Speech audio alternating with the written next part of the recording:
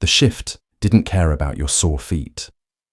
At St. Jude's Public, the fluorescent lights hummed with a low, agonizing vibration that settled right between your eyes. Claire adjusted her scrubs, her 5-foot frame practically swallowed by the standard-issue blue fabric. She was small, but she was steady. Until tonight. The third-floor maternity ward smelled permanently of industrial lavender and dried blood. It was a masking scent, a thin veneer over the raw, terrifying reality of human origin. Claire preferred the raw stuff.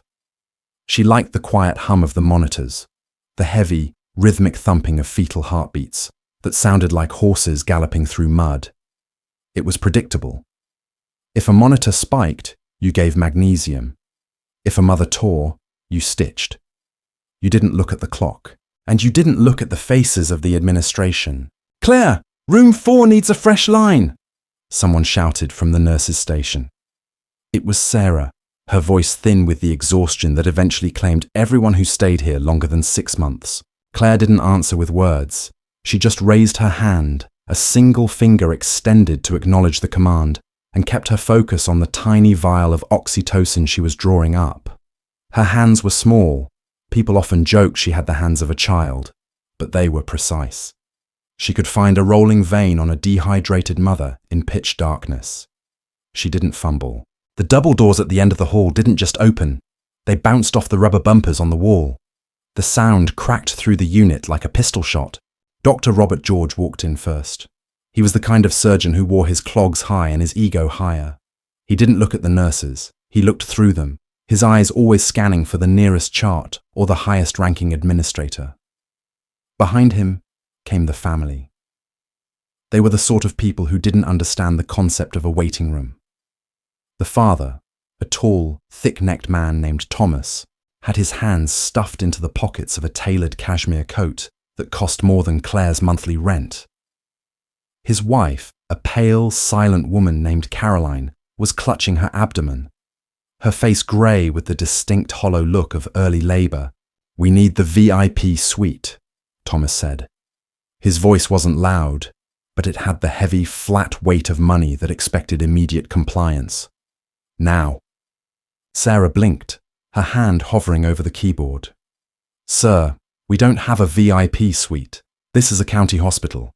Every room is the same size." Thomas stopped. He looked at Sarah like she had spoken to him in ancient Aramaic. "Then clear one out. The corner room. The one with the windows facing the park." "My wife is not staying in a cubicle." Claire watched from the medication cart. She didn't move, but her fingers tightened around the syringe. She had seen this dynamic 100 times. The wealthy who found themselves at St. Jude's because it was the only level 4 trauma centre within 50 miles when an emergency struck, but who still expected the linen to be 500 thread count. Dr. George stepped forward, his smile professional and entirely devoid of warmth. "Sarah, let's move the patient in 302 to the general ward. Caroline needs the space. Let's get it done." 302 is Mrs. Garcia," Claire said. Her voice wasn't loud, but it cut through the room because it was the only thing not moving. George turned. His eyebrows rose a fraction of an inch, a calculated gesture of annoyance. "Excuse me? Mrs. Garcia is 4 centimeters, Claire said, stepping out from behind the cart. She looked absurd standing next to George, who was over 6 feet tall and built like a rower. She had to tilt her head back just to make eye contact. "She's preeclamptic. Her blood pressure is 160 over 110. Moving her across the hall will spike it. She stays." Thomas let out a short, ugly laugh. "And who are you? The cleaning crew?" The words hit the room and bounced. Sarah froze. George's mouth twitched. Claire didn't blink. She was used to it. When you were 5 feet tall and had a face that looked 10 years younger than your license, people assumed you were there to empty the bins. They assumed you didn't have a spine. "I'm the nurse assigned to this floor," Claire said. "And the medical necessity of the patient currently in 302 supersedes your preference for a view." George took a step closer. He used his size like a physical weight, leaning down until his face was inches from hers. "Listen to me very carefully, Claire. This is Thomas Sterling's wife. His family funded the new neonatal wing at the university hospital down south. If he wants that room, he gets that room. You will go in there, you will pack up Mrs. Garcia, and you will do it within 5 minutes, or I will have the nursing supervisor pull your file before the sun comes up. The threat was old. It was the same leverage they always used, the institutional weight that could crush a career before it even started. Claire felt the familiar, hot prickle of anger in the back of her throat, but she kept her breathing shallow. She looked past George to Caroline, the wife. The woman was leaning against the wall, her knuckles white against her purse. Her breathing was too fast. "She's crowning," Claire said softly, ignoring George entirely. "What?" George snapped. Claire moved past him. She didn't ask permission. She walked straight to Caroline, her small hands reaching out to touch the woman's shoulder. "Caroline, look at me. Don't look at them. Look at me. How far apart are the contractions?" They haven't stopped," Caroline whispered. Her eyes were wide with a sudden, sharp terror. "It's just one long pain." Claire's hand moved down to the woman's abdomen. It was hard as wood. Tetanic contraction. The baby wasn't getting oxygen. "We don't have 5 minutes for a room swap," Claire said, her voice dropping into the flat, authoritative register she used when things were going bad. "Get her into 304, now. Sarah, call for a stat ultrasound and get an OR crew on standby." George grabbed Claire's arm. His fingers were tight, pinching the thin skin above her wrist. "I make the calls here, nurse. We are going to 302. Claire looked down at his hand on her sleeve. Then she looked up into his eyes. There was a coldness in her expression that made George's grip loosen just a fraction. "If that baby dies because you wanted to move a woman with a broken placenta across a hallway," Claire whispered, "I won't just report you to the board. I will testify at your criminal trial. Let go of my arm." The operating room was a different kind of quiet. It was the quiet of people who knew exactly how much blood a human body could lose before the heart stopped. Caroline was on the table, her face hidden behind the blue paper drape. George was scrubbed, his long fingers tucked into his sterile gown, but he was furious. Every movement he made was jerky, full of a silent, toxic rage directed entirely at the small nurse standing by the anesthesia machine. "Scalpel," George barked. The tech handed it over. The first incision was clean, but the tension in the room was thick enough to taste. Thomas was sitting in the corner on a small stool, having insisted on being present, though he looked green beneath his paper mask. "The pressure is dropping," the anesthesiologist, a tired man named David, muttered. 90/50. She's losing volume somewhere." "It's just standard bleeding," George said, his voice muffled by his mask. "Keep the fluids coming. Don't tell me how to do my job, David." Claire stood by the secondary supply cart. She wasn't supposed to speak unless spoken to during a major surgical case, but her eyes were fixed on the suction canister. The dark red fluid was rising too fast. "It's an abruption," Claire said. She didn't shout, but her voice carried over the sound of the suction. "The placenta detached before the delivery. She's bleeding behind the uterus." "Shut up, Claire," George said without looking up. "I can see what I'm doing. I don't need a floor nurse giving me a commentary from the cheap seats." "Dr. George, the baby's heart rate is 40, David warned. "We need him out now." George worked faster, his hands moving into the incision. A moment later, the infant was delivered. A small blue boy who didn't cry. He didn't even twitch. Claire was there before George could call for her. She took the limp infant from his hands, her small fingers immediately clearing the airway with a bulb syringe. Her thumbs starting compressions on the tiny chest before the baby even reached the warmer. 1, 2, 3, breathe, she mumbled to herself, her world narrowing down to the size of a newborn sternum.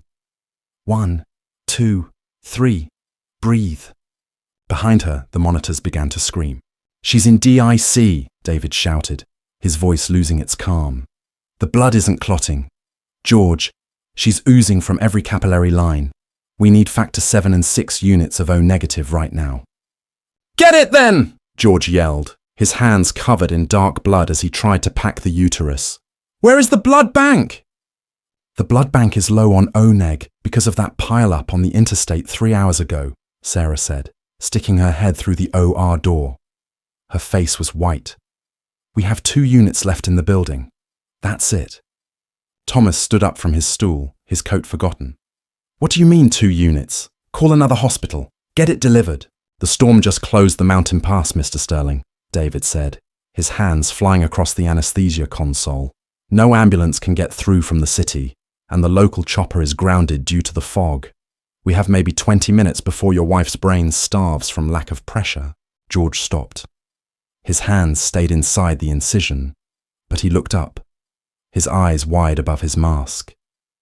For the first time, Claire saw fear in them.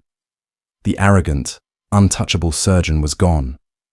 In his place was a man who had reached the end of his textbook and found nothing but blank pages. We can try a hysterectomy," George stammered.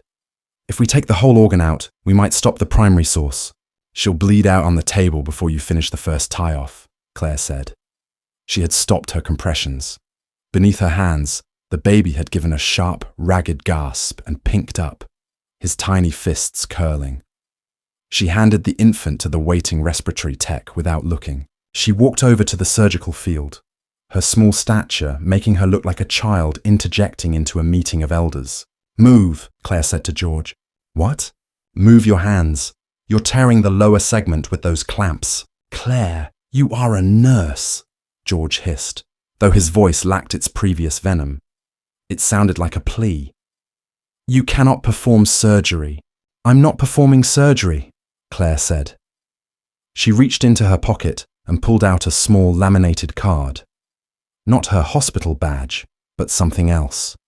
It was black, with an embossed silver crest that didn't belong to any state medical board. She held it in front of George's eyes for exactly 3 seconds. George's breath hitched. Where did you get that?" "I didn't get it. I earned it," Claire said. She turned to Sarah, who was still hovering by the door. "Sarah, get the satellite phone from the lockbox in the supervisor's office, the grey one with the military stencil. Bring it to me." "Claire, we aren't allowed." "Now, Sarah!" Claire's voice didn't just command. It cracked through the room with the force of a physical blow. Sarah disappeared instantly. Thomas stepped forward, his wealth useless, his face twisted with a mixture of anger and terror. "What is going on here? Who authorized this girl to take over my wife's care?" Claire didn't look at him. She was busy scrubbing back in, her hands moving with a mechanical speed that showed no trace of the panic filling the room. "Mr. Sterling, right now your money can't buy a single drop of blood through that storm. But my past can. Shut up and let me work." The supervisor's office was small, smelling of old coffee and unfiled incident reports. Claire stood by the window, the heavy satellite phone pressed to her ear. Outside, the rain was coming down in sheets, blurring the lights of the parking lot into long, greasy smears of red and yellow. The phone rang twice. A voice answered. Not a secretary, not an automated system. Just a flat, gravelly baritone that sounded like it had spent 30 years shouting over the roar of jet engines. "Task Force 160, the voice said. "This is Miller," Claire said. She used her maiden name. It felt heavy on her tongue, like an old coin she hadn't spent in years. "Authentication code, Alpha Whiskey Niner 72. There was a silence on the other end, a long silence, filled only with the static of a satellite link bouncing off a low cloud layer. Then, the sound of a keyboard clicking furiously. "Captain Miller," the voice said, the tone shifting instantly from professional boredom to sharp attention. "You've been off the grid for 4 years." "I'm at St. Jude's Public in Oregon," Claire said, her eyes fixed on a drop of water running down the outside of the glass. "I have a maternal hemorrhage, DIC, type O negative required. The local supply is dry. The pass is blocked by mudslides. Air ambulance won't fly. The civilian weather advisory has the sector flagged red, Captain. Nothing is in the air." "I know the weather," Claire said, her voice dropping an octave, becoming cold and perfectly level. "But I also know that the 161st has 2 birds sitting at Fort Lewis with radar-following systems that don't care about a little Pacific Northwest fog. I need a blood drop, 6 units minimum, plus factor 7. And I need it before the clock hits 0400. "Captain," That's a non-combat use of military hardware. The Colonel would have to— The Colonel owes me his left leg from the Kunar Valley, Claire snapped. Tell him the tiny medic is calling in her marker. If that bird isn't in the air in 5 minutes, I'll call his wife's personal cell and tell her exactly where he was during the 2022 Winter Gala. Do you copy? Another pause. The clicking resumed. Faster this time. Flight path cleared. A single MH-60M Black Hawk is spinning up now. ETA 12 minutes. You better have a landing zone ready, Captain. They're coming in hot. The roof pad is rated for light medical helis only, Claire said. Tell the pilot to use the south parking lot. I'll have the lights turned on. She hung up without saying goodbye. When she walked back into the OR, the atmosphere had deteriorated. Caroline's skin had taken on that bluish, waxy sheen that precedes cardiac arrest.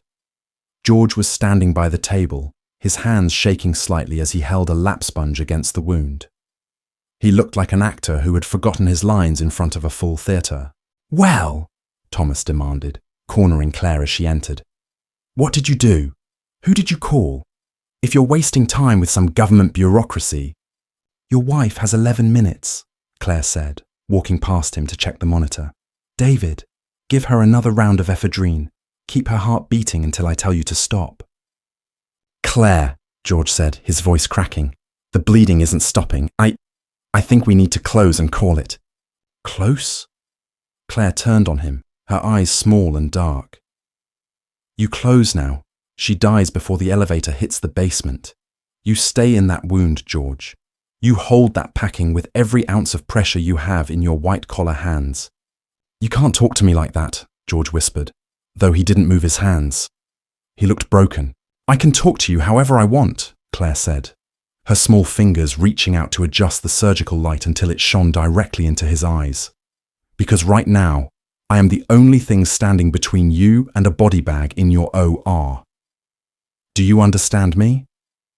From outside, through the thick, reinforced glass of the hospital windows, came a new sound. It wasn't the sharp, rattling crack of thunder.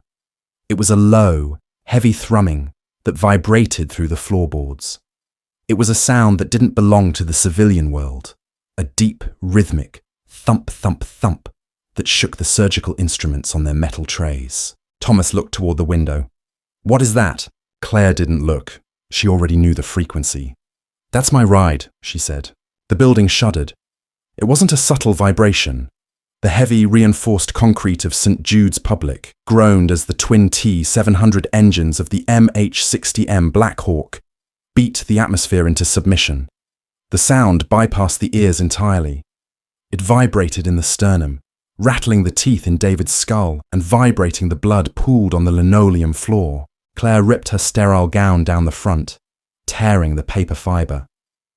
"Keep your hands inside her, Robert," she ordered, dropping the honorific. She didn't look at George. She was already moving toward the double doors. "David, push whatever volume you have left. Saline, lactated ringers. I don't care if it's tap water. Keep her vessels open. I'll be back in 2 minutes." "Claire, wait!" Thomas yelled, stepping forward, his cashmere coat stained with his wife's blood from where he had brushed against a tray. "You can't go out there. The security guards—" "Security is currently hiding under the front desk," Claire snapped, pushing through the heavy swinging doors. The corridor was a ghost town. The alarms on the maternity floor were still flashing their silent red warnings, but the staff had frozen. Nurses and orderlies were pressed against the windows at the end of the hall, staring out into the storm. Claire didn't slow down. Her clogs slapped against the polished floor, a rapid, uneven rhythm. She hit the stairwell instead of the elevator, taking the steps 3 at a time. Her thighs burned. Her lungs, accustomed to the stale, temperature-controlled air of the ward, demanded more oxygen. She slammed the crash bar of the emergency exit. The door blew open, caught by a 50-knot gust of wind that nearly threw her backward. The south parking lot was supposed to be illuminated by 4 halogen street lamps. 3 of them had been shattered by flying debris. The 4th was strobing uselessly through a wall of horizontal rain. Above it, defying the physics of the storm, hovered a machine born for nightmares. The Black Hawk was painted flat, radar-absorbent black. It bore no medical crosses. It had no identifying tail numbers visible in the gloom. It was a spearhead of military violence, and right now, it was performing a perfect, stable hover 30 feet above the asphalt. The rotor wash creating a localized hurricane that sent shopping carts and trash cans hurtling into the chain-link fence. Claire stepped out into the deluge. The rain hit her face like birdshot. Within seconds, her blue scrubs were plastered to her skin, her hair plastered to her skull. She fought her way forward, leaning at a 45-degree angle just to keep her footing against the downdraft. The side door of the chopper slid back. A figure in full combat gear, helmet, night vision goggles pushed up, tactical vest, leaned out over the skid. He held a heavy, reinforced Pelican case by a thick canvas strap. Claire reached the center of the lot, waving her arms. The pilot saw her. The nose of the massive helicopter dipped slightly in acknowledgement. The crew chief didn't bother with a winch. He waited until the bird dropped to 15 feet, judged the wind, and hurled the case outward. It hit the asphalt with a heavy, satisfying crack, bouncing once before sliding directly into a puddle at Claire's feet. The crew chief threw a sharp, two-finger salute from the edge of the cabin door. Claire didn't return it. She just nodded once. Before she even had her hands on the handle of the case, the Black Hawk pitched upward, banking violently to the left. The engine noise spiked into a deafening roar as the pilot fed the throttle, and the machine vanished back into the black, churning belly of the storm. Claire dropped to her knees, her fingers scrabbling at the heavy industrial latches of the case. Her hands were freezing, the fine motor skills already deteriorating in the icy rain. She cracked the lid. Inside, nestled in molded foam and packed with chemical cooling packets, were 6 thick bags of O-negative whole blood, heavily concentrated platelets, and 4 glass vials of recombinant factor 7. It was liquid gold. It was life. She didn't try to carry the heavy case. She scooped the bags and vials directly into her arms, pressing them against her chest like a mother cradling an infant, and ran. The heat of the stairwell hit her like a physical wall. She was leaving a trail of muddy water and melting ice with every step, her boots squeaking wildly on the linoleum. When she hit the 3rd floor, her chest was heaving, black spots dancing at the edges of her vision. She kicked the OR doors open. The room was silent, save for the steady, terrifying drone of the cardiac monitor. It wasn't flatlining, but the rhythm was sluggish, wide, and desperate. 30 beats a minute. The heart of a ghost. George was weeping. He stood over the table, his forearms buried in Caroline's abdomen, his mask pulled down to reveal a face entirely drained of color. He wasn't arrogant anymore. He was a man watching a life slip through his fingers, fully aware that his hubris had dug the grave. "I can't stop it," George whispered. It wasn't an order. It was a confession. "She's emptying out. I'm pressing the artery against the spine and she's still bleeding through the tissue." "Move!" Claire rasped. She dumped the armful of blood bags onto the sterile field. David didn't ask questions. The anesthesiologist grabbed the first bag of O-negative, spiked it with practice speed, and hooked it up to the rapid infuser. The machine whined, forcing the cold, thick blood into Caroline's central line under high pressure. "Factor 7, Claire ordered, cracking the top off a glass vial with her thumb. She drew it up into a large syringe, ignoring the fact that her hands were shaking from the cold. She slammed the syringe into the closest IV port and pushed the plunger home. "Give it 30 seconds to circulate." Thomas was on his knees in the corner of the room. He had both hands pressed over his mouth, his eyes fixed on the pale, motionless face of his wife. He looked like he was praying, though Claire suspected a man like Thomas hadn't prayed in decades. He had always bought his way out of trouble. Tonight, his money was worthless paper. "Blood pressure is coming up," David announced, his voice cracking with a sudden, desperate hope. 50 over 30, heart rate is climbing. 60. Claire stepped up to the table. She shoved a fresh pair of sterile gloves over her wet, shivering hands. She looked down at the surgical field. It was a butcher shop. George's panicked attempts to pack the uterus had caused secondary tearing. "Take your hands out, Robert." Claire said. Her voice was no longer the sharp bark of a commander. It was the calm, terrifyingly steady tone of a mechanic assessing a wrecked engine. George pulled his hands back slowly. They were stained deep crimson up to the elbows. "She's gonna bleed again," he stammered. "No, she isn't. The factor 7 is initiating the clotting cascade," Claire said. She took a heavy clamp from the tray. "You were pressing blindly. You missed the uterine artery branch by 2 centimeters. I need you to retract the bladder. Right there." George obeyed. He didn't argue.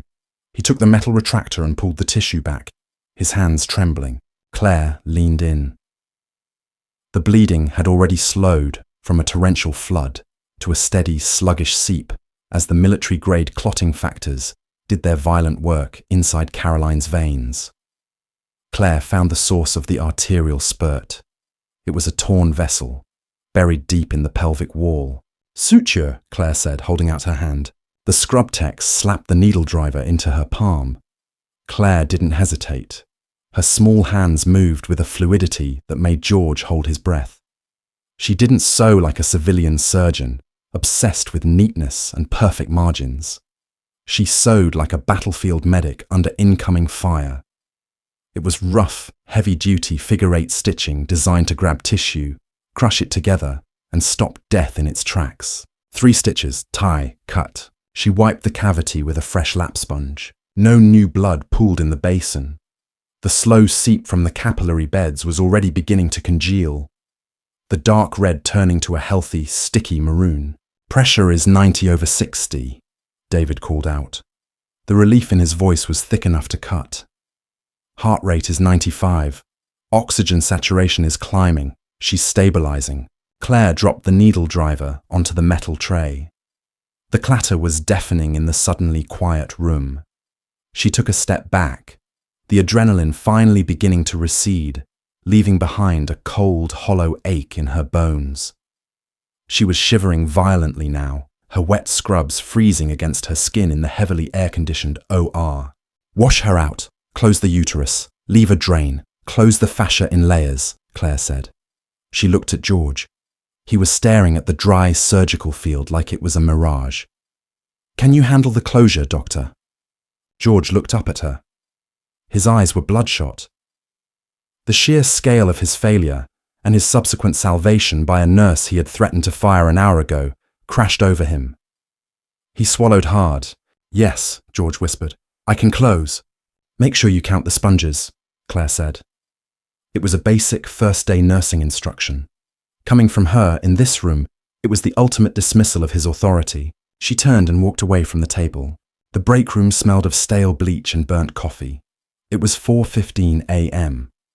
The storm outside had broken, the torrential rain fading into a soft, exhausted drizzle. Claire sat in a plastic chair in the corner. She had changed into a fresh set of scrubs, these ones slightly too large, bunching at her ankles. Her hair was still damp, tied back in a messy knot. She held a styrofoam cup of black coffee between her palms, using it entirely for the warmth.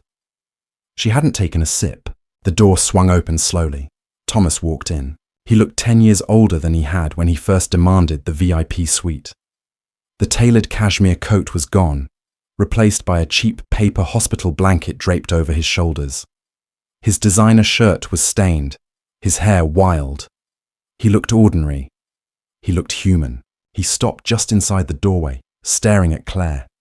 For a long moment, neither of them spoke. The hum of the vending machine filled the silence. "She's awake," Thomas said finally. His voice was raw, scraped out by hours of silent terror. "They extubated her. She's confused, but David says there's no neurological deficit. The baby, the boy, is in the NICU. He's breathing on his own. They said he's going to be fine." Claire nodded slowly. She didn't smile. "He's a fighter. He took his first breath under compression. He'll be a stubborn kid." Thomas took a step forward. He looked at his hands, then back at her. "The helicopter, the blood, the way you pushed George aside." He shook his head, struggling to align the reality of what he had witnessed with the small, unassuming woman sitting in front of him. "Who are you?" I'm Claire, she said softly. I'm a registered nurse at St. Jude's Public Hospital. Nurses don't call in Black Hawks, Claire. Nurses don't take over major abdominal surgeries.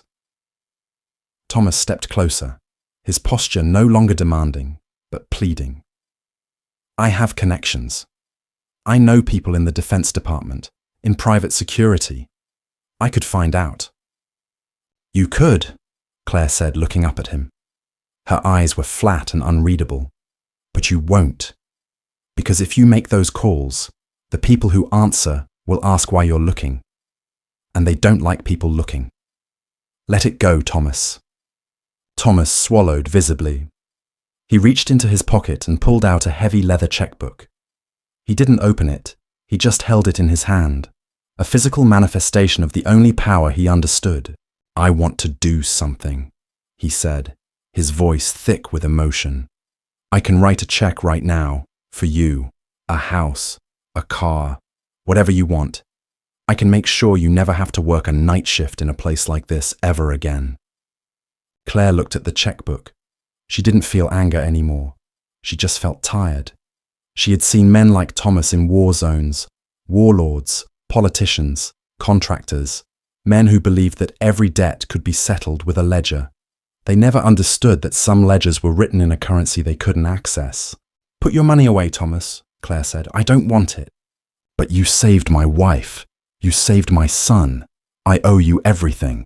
You owe the pilots of the 161st Special Operations Aviation Regiment, Claire corrected him gently. You owe the soldiers who bled into those bags so your wife could live. If you want to write a check, write it to the hospital's blood bank. Buy them a dedicated transport vehicle. Fund a new generator for the freezer. Do something useful. Thomas stared at her, his hand slowly lowering the checkbook back into his pocket. Why are you here? In this place? You have skills that... You could be anywhere. You could be making a fortune in private medicine. You could be a surgeon. Claire finally took a sip of the coffee. It was bitter and lukewarm. It tasted like reality. I was somewhere else, Claire said, her voice dropping into a quiet, distant cadence.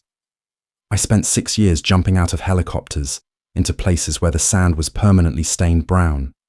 I patched up 19-year-old kids who were missing limbs, trying to hold their insides together with duct tape and combat gauze while people shot at us. I decided who got the last tourniquet. I played God until I couldn't sleep without hearing the monitors flatlining. She looked out the small, smudged window of the break room. The sky was beginning to turn a bruised purple in the east. I'm here because this place is simple, she continued. Women come in, they bring life into the world, and they go home. It's supposed to be natural. It's supposed to be beautiful. Tonight was a bad night. But tomorrow, a woman in room 302 is going to deliver a healthy baby girl, and no one is going to shoot at her while she does it. That's why I'm here. I like the quiet.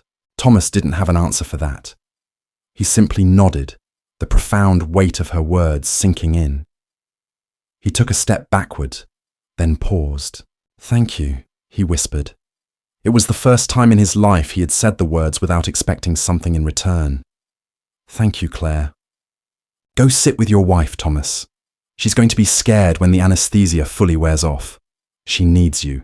Thomas turned and walked out of the break room, the door clicking softly shut behind him. Claire sat alone for another 5 minutes. She finished the terrible coffee. She stood up, stretched her aching back, and tossed the cup into the trash bin.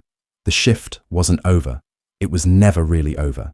When she walked back out to the nurses' station, the floor was beginning to wake up. The morning shift was trickling in, complaining about the traffic and the flooded roads. Sarah was sitting at the desk, looking like she had aged 5 years in the last 3 hours. George was standing near the chart rack. He had changed back into his street clothes. He looked pale, stripped of the arrogant veneer that usually preceded him like a bow wave. When he saw Claire approach, he stiffened. He didn't speak immediately. He looked at the floor, then at the wall, struggling to find the vocabulary for a situation they didn't teach in medical school. Claire, George started, his voice rough. Chart the surgical notes, Dr. George, Claire interrupted, her tone brisk and entirely professional. She picked up a clipboard from the desk. Document the massive transfusion protocol. Leave out the origin of the blood. Just list it as emergency supply. I will, George said. He hesitated. Claire, about earlier. What I said in the hallway. You were scared, Claire said, not looking up from the chart. Fear makes people say stupid things. But if you ever threaten my license again because you want to appease a rich man, I won't call a helicopter. I'll just let you drown in your own incompetence. Are we clear? George swallowed. We are clear. Good. Claire turned to Sarah. How's Mrs. Garcia in 302? Sarah blinked, shaking herself out of a daze. She's dilated to 7 centimeters. Blood pressure is stabilizing on the mag drip. Great. I'll go check her vitals. Claire walked down the hallway. The fluorescent lights still hummed. The floor still smelled of industrial lavender. She pushed the door to room 302 open. Mrs. Garcia was awake, breathing through a contraction, her husband holding her hand tightly. Good morning, Mrs. Garcia, Claire said softly, her face breaking into a warm, genuine smile that reached her eyes. She stepped up to the bed, her small, steady hands reaching out to check the monitor. Let's see how our little girl is doing, okay? You're doing a wonderful job. Just breathe. She wasn't a soldier anymore. She wasn't a commander. She was just a nurse on the night shift, holding the line in the dark, making sure the sun came up for the people who needed it most. And for Claire, that was more than enough. Did Claire's story keep you on the edge of your seat? The quietest people often carry the heaviest storms, and true heroes don't always wear capes. Sometimes they wear standard issue blue scrubs. If you felt the adrenaline of this night shift and loved seeing arrogance put in its place by pure, undeniable skill, hit that like button. Share this story with someone who appreciates real grit, and don't forget to subscribe for more gripping, deeply human stories every week.